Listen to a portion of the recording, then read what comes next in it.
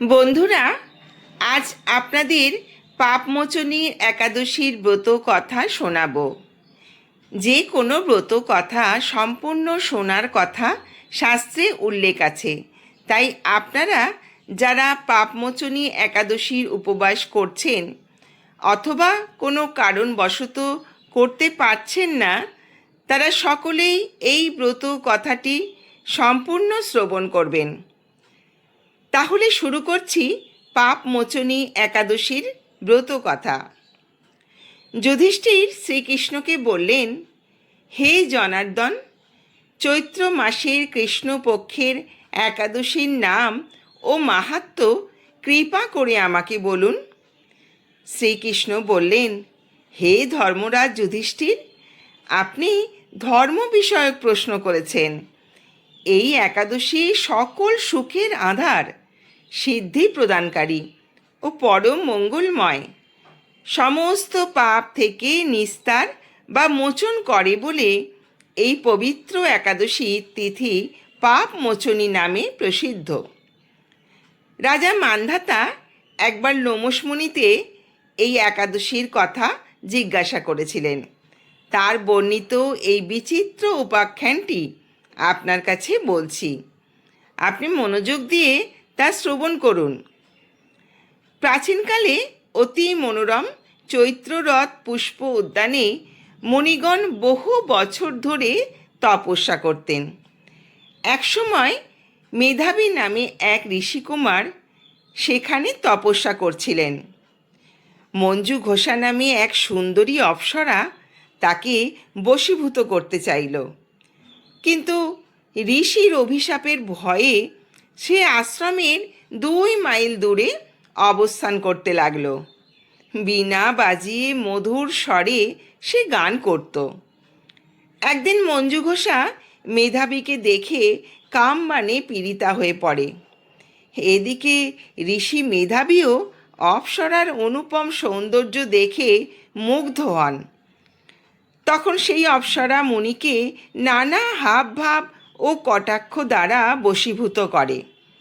ক্রমে কাম পরবশত মুনি সাধন ভজন বিসর্জন দিয়ে তার আরাধ্য দেবকে বিস্মৃত হন। এইভাবেই অপ্সরার সাথে কামক্রিয়ায় মুনির বহু বছর অতিক্রান্ত হল। মুনিকে আচারভ্রষ্ট দেখে সেই অপ্সরা দেবলোকে ফিরে যেতে মনস্থ করল। একদিন মঞ্জু ঘোষা মেধাবী মুনিকে বলতে লাগল, হে প্রভু, এখন আমাকে নিজ গৃহে ফিরে যাওয়ার অনুমতি প্রদান করুন। কিন্তু মেধাবী বললেন, হে সুন্দরী, তুমি তো এখন সন্ধ্যাকালে আমার কাছে এসেছো, প্রাতঃকাল পর্যন্ত আমার কাছে থেকে যাও। মুনির কথা শুনে অভিশাপ ভয়ে সেই অপ্সরা আরও কয়েক বছর তার সাথে বাস করল। এইভাবে বহু বছর, প্রায় 55 বছর 9 মাস 7 দিন অতিবাহিত হল। দীর্ঘকাল অপ্সরার সহবাসে থাকলেও মেধাবীর কাছে তা অর্ধরাত্রি বলে মনে হলো। মঞ্জু ঘোষা পুনরায় নিজ স্থানে গমনের প্রার্থনা জানালে মুনি বললেন, এখন প্রাতঃকাল, যতক্ষণ পর্যন্ত আমি সন্ধ্যা বন্দনা সমাপ্ত করি ততক্ষণ পর্যন্ত তুমি এখানে থাকো। মুনির কথা শুনে ঈষৎ হেসে মঞ্জু ঘোষা তাকে বলল, হে মুনিবর, আমার সহবাসে আপনার যে কত বছর অতিবাহিত হয়েছে তা একবার বিবেচনা করে দেখুন। এই কথা শুনে মুনি স্থির হয়ে চিন্তা করে দেখলেন যে তার 56 বছর অতিবাহিত হয়ে গেছে। মুনি তখন মঞ্জু ঘোষার প্রতি ক্রোধপরবশ হয়ে বললেন, হে পাপিষ্ঠে, দুরাচারিণী, তপস্যার ক্ষয়কারিণী, তোমাকে ধিক, তুমি পিশাচী হও। মেধাবীর শাপে অপ্সরার শরীর বিরূপ প্রাপ্ত হল।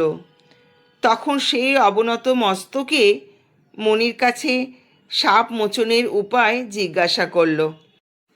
মেধাবী বললেন, হে সুন্দরী, চৈত্র মাসের কৃষ্ণপক্ষিয়া পাপ মোচনী একাদশী, সর্বপাপ ক্ষয়কারিণী।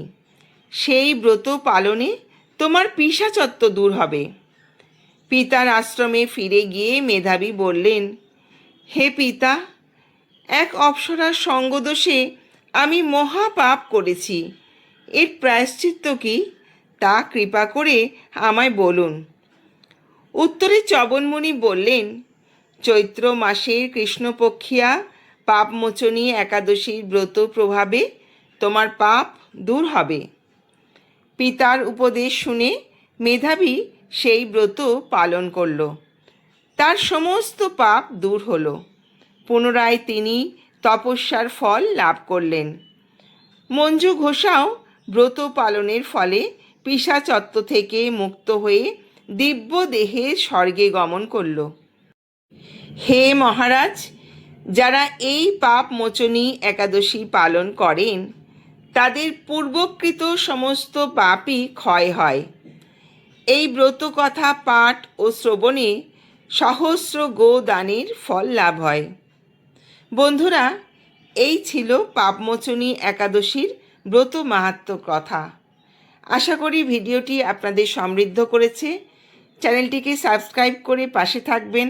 সবাই সুস্থ থাকবেন, ভালো থাকবেন। আসছি পরবর্তী ভিডিও নিয়ে। নমস্কার।